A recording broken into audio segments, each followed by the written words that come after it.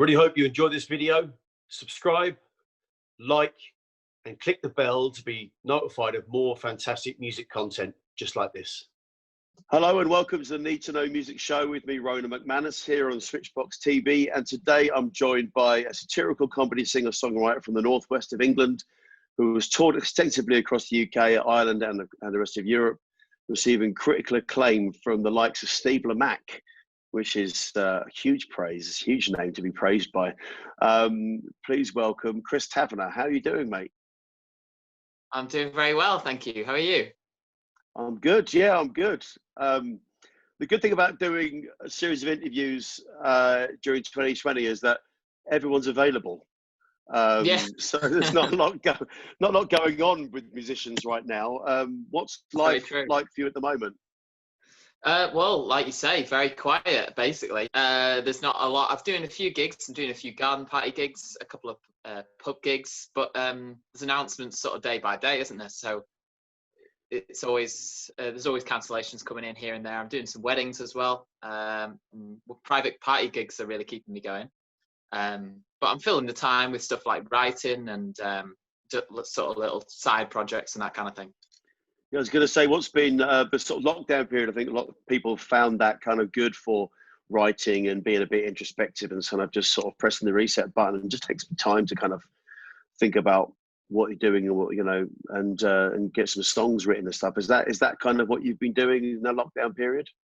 Yeah, basically it has. I've written a couple of songs about sort of our situation. I did a lockdown song a little while ago just to keep things going. And then I released a single a bit ago, but most of it's just been taking stock really. And sort of, I wanted to maybe go into a bit of a slightly different direction with some new material. So it was giving me some perspective to look at that and go, I've got the time now to set aside and be like, right, okay, if I'm going to go in this direction, maybe I'll spend some more time thinking about that. And it's kind of come at an opportune time for me to do that, really. Yeah, because you're known for the satirical comedy songs. It's been quite a serious year. It's been hard to find the laughs. Yeah, definitely it is. And you don't want to laugh at an unfortunate situation, really, do you? So you've got to consider that when you're writing new stuff, that you don't want to take the mickey out of an unfortunate situation. So yeah, I'm almost trying to write sort of stuff that is a distraction from that, I guess. Well, I was going to say, I think that there's two sides to that. I think there is, people need relief, need comedy, they need sort of you can't be taking it too serious, but sensitive. You've got to be sensitive, obviously, but at the same time, nothing wrong with finding some humour. But sorry, carry on. You were saying, so you've got single. Yeah, no, I agree completely. Like, it's two sides of the coin, isn't it, really? Like, you can either go make light of the situation or just completely distract from it, write about something else entirely. But the new single, I released a song about traveling millennials, which is probably the worst time to release a song about traveling millennials because there's none about at the minute. But I kind of I decided to change my mind on how I was going to do it, and I did it at like a 2020 millennial, so he's trapped at home. Dreaming of his former life, traveling the world. And it's a song from a very pretentious kind of sort of character who can't see that he's got a very blinkered view of the world, imagining that everyone should be traveling the world instead of working 9-to-5 jobs. So that was the song I put out. It's called Postcard Home, and it's had a really lovely response. That's a really funny song, actually. I've been watching that. It's so true as well. Everyone knows those guys as well. That's the thing about it. Yeah. That's the beauty of it, hopefully. So what sort of I've sort of noticed really you seem to come much more from a place of music first, and the comedy is sort of part of it. But it seems, I mean, is that kind of where you started with the music first? Yeah, well, I'm glad you observed that, really, because I come from a musical background first, and then the comedy was almost like a happy accident, because I started writing songs like some of my heroes, Randy Newman and Loudon Wainwright and Arlo Guthrie and those kind of people, a lot of American songwriters, and they tended to write songs about other people or about situations. characters and that kind of thing. So the comedy evolved from that, really, and it was always music that was the first love and passion for me.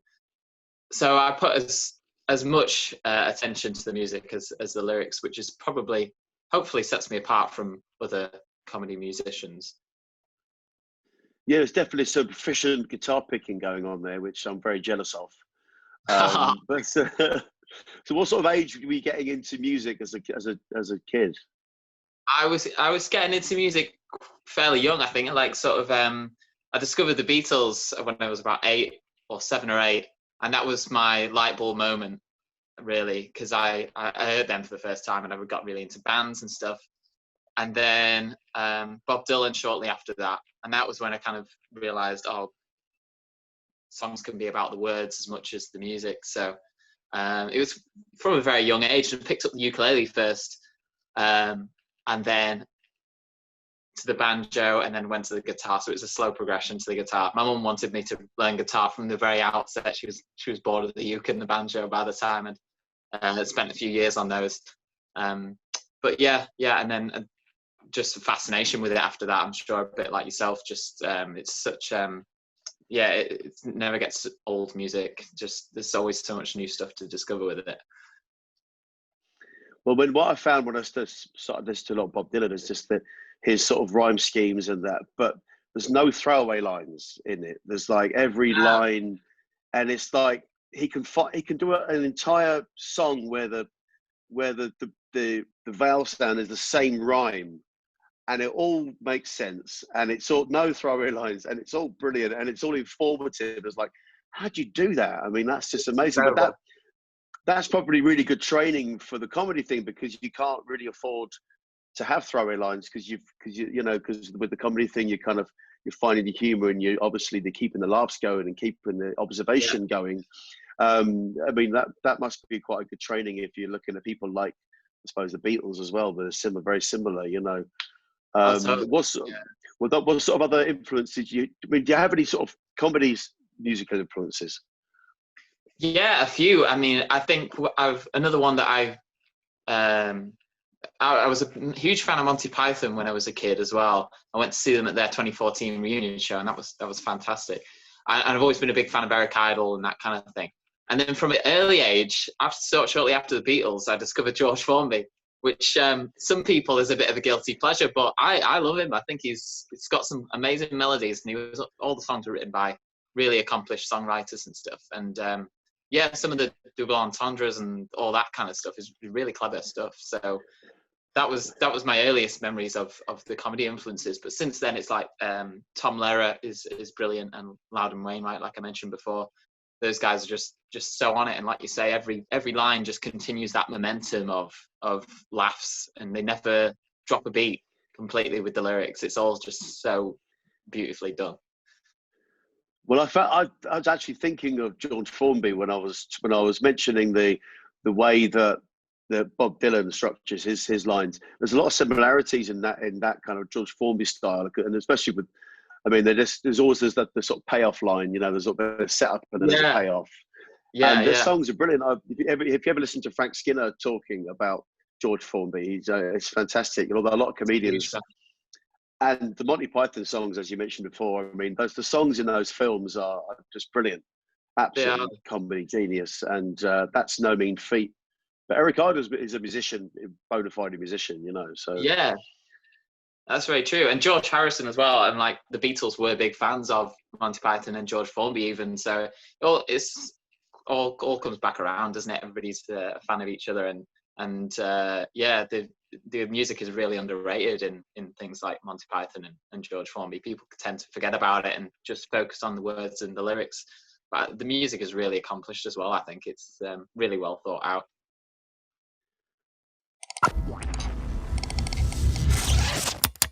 So what sort of age did you start performing live? Performing live, I much later, because I started, I was a member of like a stagecoach theatre school when I was a kid, but performing live music, I didn't start doing that until I started playing open mics around university sort of age, about 18, 19. And then that was a whole new addiction, to be honest. As soon as I got into that, it really took off. When 2016, I played about 300 odd gigs that year because I just wanted to see how many I could do in a year.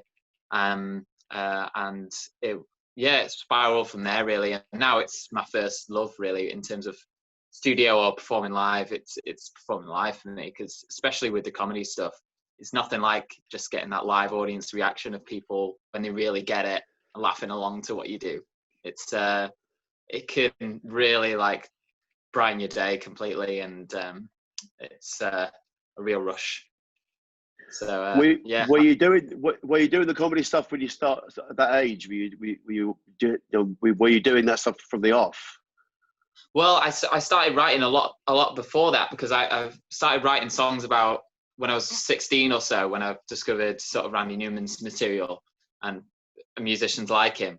And then it wasn't until a bit after that, when I was about 18, 19, that I started performing live. And then I already had like a back catalogue of about 4 or 5 sort of demo albums, because I was writing loads at that time. So I had stuff ready, but I even surprised myself, because like I said, it was a bit of a happy accident. I played some of those songs and I didn't expect the reaction that I got. And then I sort of lent into it as I went along and started writing more like it, and then sort of carved a little niche for myself. So it was a bit of a whole thing has been a bit of an experiment and been along for the ride really. But it seems to be an experiment. The experiment is going well anyway. yeah, it's paid off. That's true. So I see you've done a lot of, you have a quite heavy gig schedule in normal times, obviously, and festivals and that kind of thing. I mean, but where you're growing up, was there much of a music scene that you could like? Was that a comedy? Is there a comedy music scene? Is it just, do you go on the comedy circuit, or do you go on more of the sort of music circuit? Which way did you approach it? I think it was music circuit first and foremost when I started, because I suppose I put more emphasis on that in the beginning, and I wanted to just play gigs with a lot of the mates that I was jamming with sometimes. So, and then later when people started suggesting, you should do comedy clubs, I started doing more of that then, and then playing at comedy open mics, and then slowly but surely getting on to support gigs with comedians and stuff. I went up to Edinburgh Fringe Festival, did quite a few spotlight gigs for various comedians and stuff. Started getting little guest spots where they just needed a music act. A lot of these comedy clubs really, they look for music acts just to sort of give something different to the crowd. So that's a niche in itself, really, being a musical comedy act, because comedy clubs really look for that, and you can find a lot of work that way. So I've done quite a few of those since, and I love Edinburgh Fringe Festival.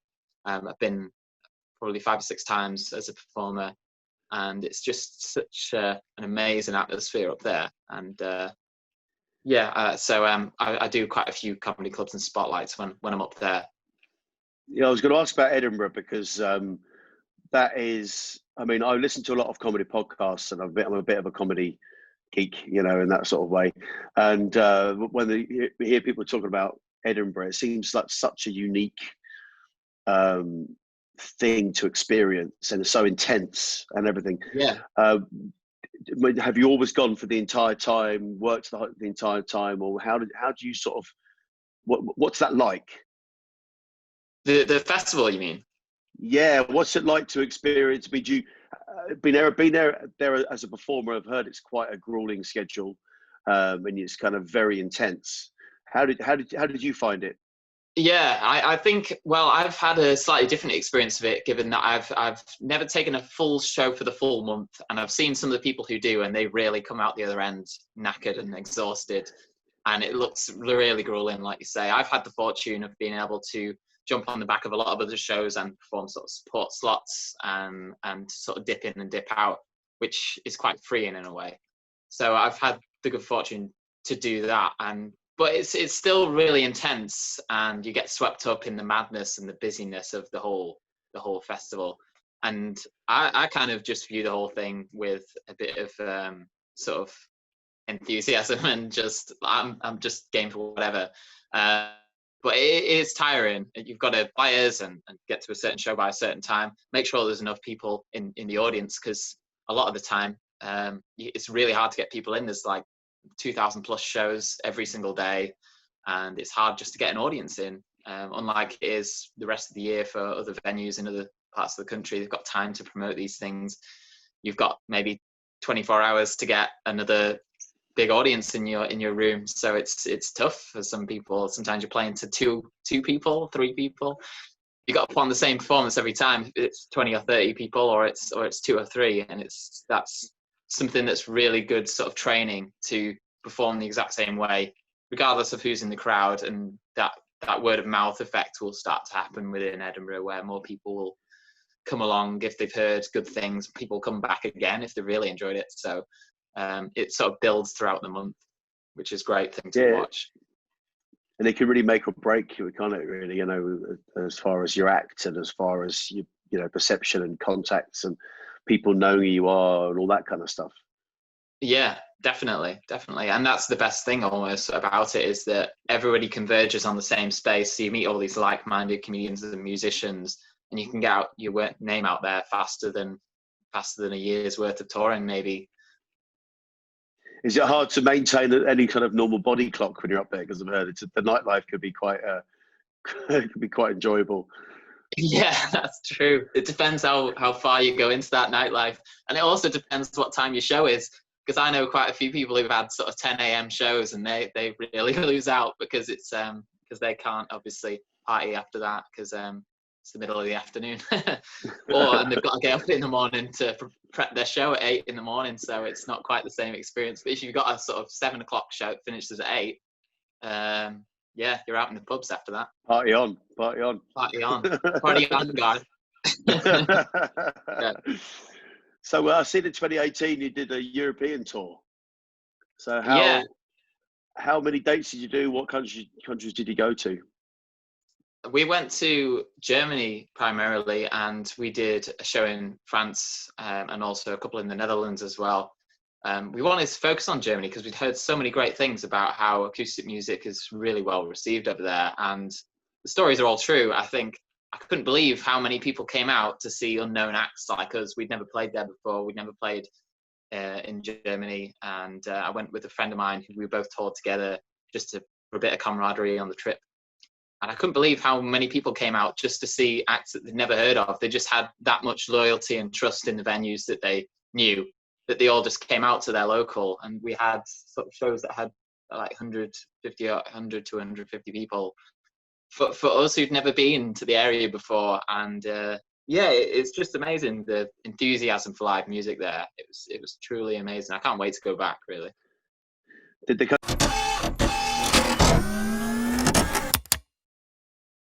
they kind of get what you were saying? And with I know a lot of Germans and a lot of Europeans speak good English, kind of put us to shame in that respect. So was there any kind of language barrier, or did you find it was just the same? I think there was a bit. I mean, I removed some really specific British references, like there was some references to like the Daily Mail and stuff, and just some sort of colloquialisms that British people use, like slang words and stuff. Before we set off, I just went through my songs and had a little look at what I just didn't think they would maybe pick up on that, and I changed them.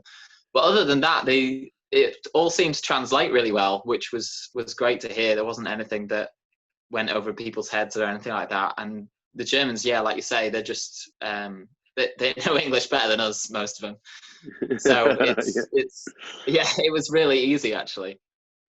But I do find that you're right about the European, especially the German, the music, the love for music and the enthusiasm for music across that whole part of Europe, the sort of northern part of Europe is amazing. I've spent quite a bit of time in Belgium, and you just find that it's I mean, it's something that maybe we've kind of lost that little bit here, as it's not as intense here as it is. To be more widespread there.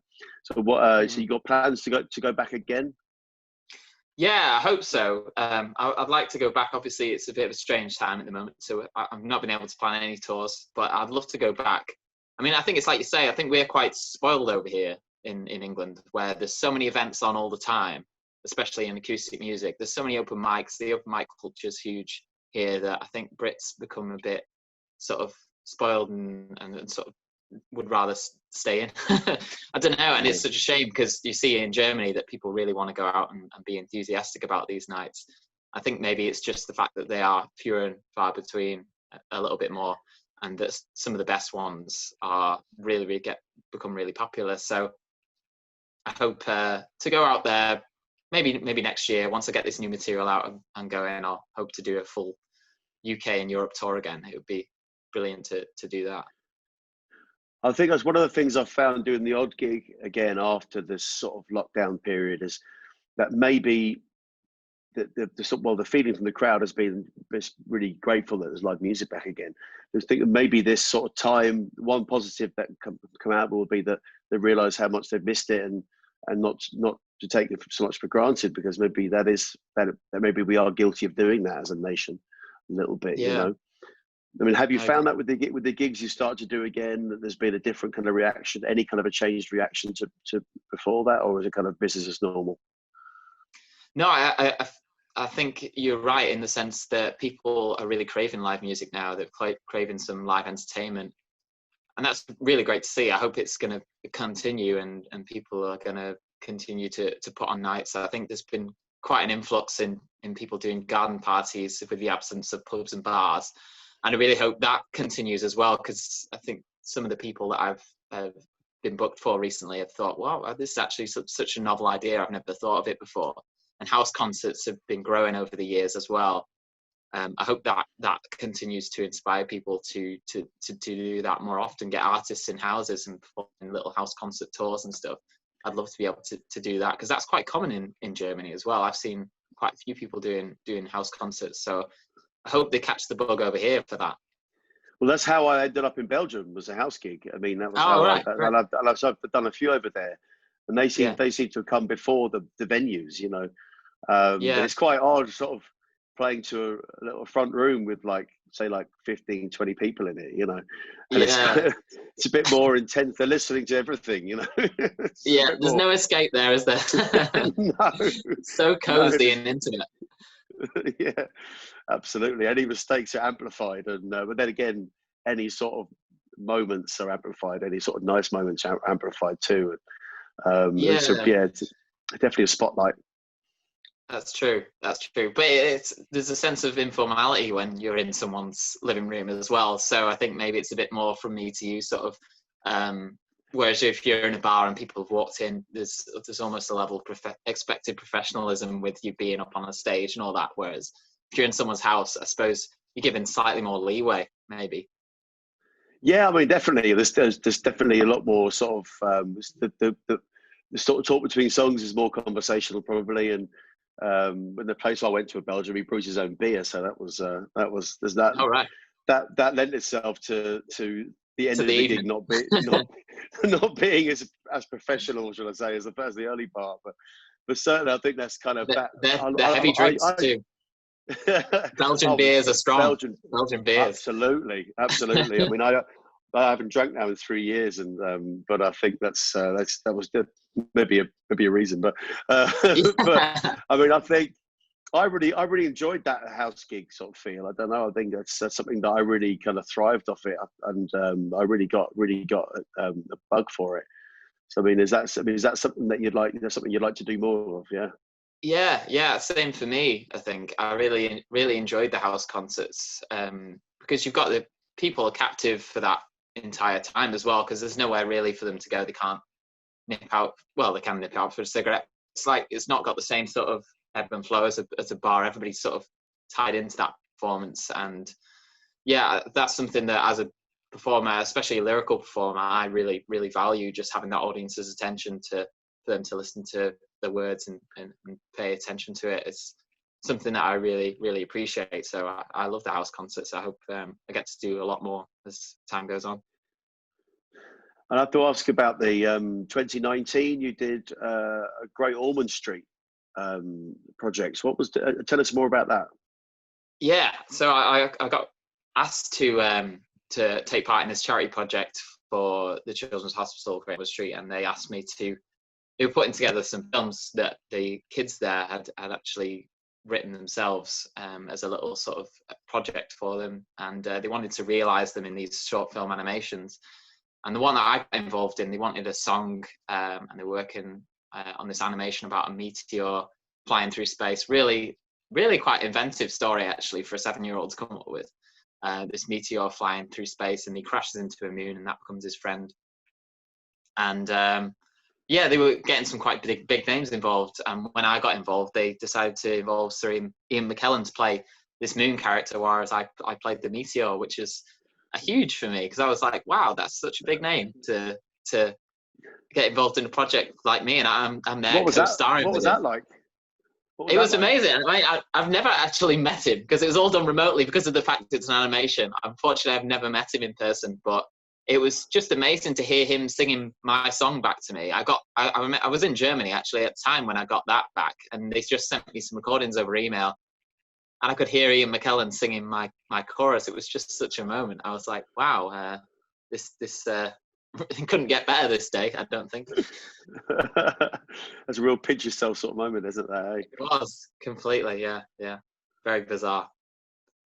So we'll put a link to all this stuff in the description so people can go and check this stuff out, because it's there's loads of stuff on YouTube. You've got a lot of videos on YouTube.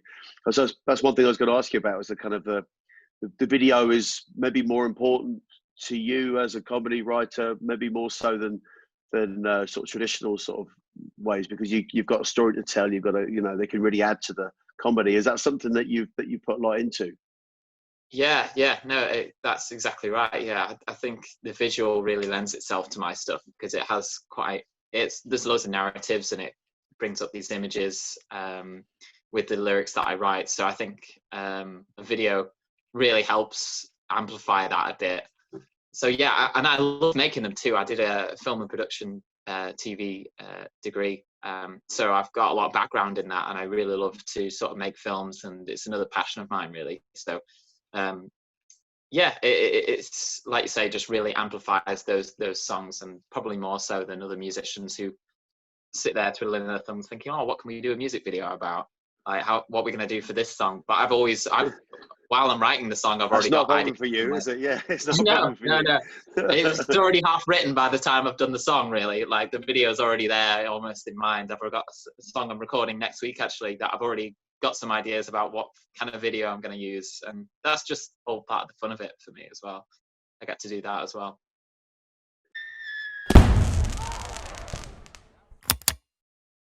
So what would you say has been your career highlight? My career highlight, well, I'd go some to beat that Ian McKellen one. That was a huge career highlight. But I think, yeah, I just it was such a. We'll give you that. Yeah, we'll give me that. Okay, cool. But performing live as well, because I was saying, like, performing live is my favorite thing, and that Germany tour was amazing. And at the end of that tour, I got to do a concert for BBC Manchester, who were doing like a fundraiser for children in need. And there were some amazing names on that bill, and that was such a great day. I got to play right next to Peter Hook from Joy Division.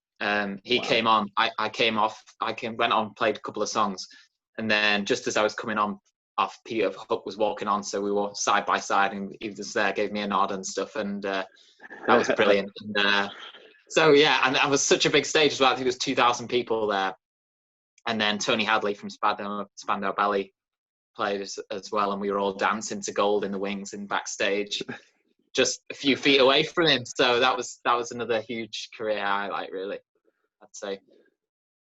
Excellent. Yeah, he's actually brilliant, Tony Hadley. His voice is still the same. It still sounds exactly the same. I don't understand how he does it. No, I totally agree. It's the same as it was then. It might as well have been a recording when he was singing up there, because it was identical. It was crazy. Fair play to him, that's what I say.